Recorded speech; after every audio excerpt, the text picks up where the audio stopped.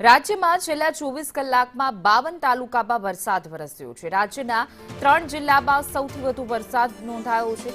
ખેડાના ગળતેશ્વરમાં 3.5 ઇંચથી પણ વધુ ઇંચ વરસાદ ખાબકી ચૂક્યો છે। પંચમહાલના કલોલમાં પણ 2.52 ઇંચ વરસાદ વરસ્યો। છોટાઉદેપુરના બોડેલીમાં 2.2 ઇંચ વરસાદ નોંધાયો છે। મેઘમહેર થતાં જ અનેક વિસ્તારો પાણી થઈ ગયા છે। રાજ્યના અનેક ભાગોમાં પણ વરસાદી માહોલ જોવા મળ્યો હતો।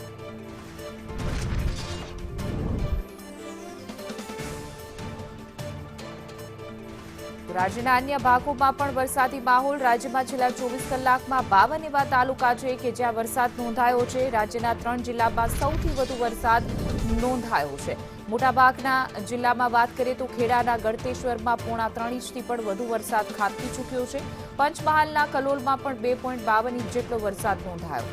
છોટાઉદેપુરના બોડેલીમાં પણ 2.2 ઇંચ જેટલો વરસાદ નોંધાયો છે।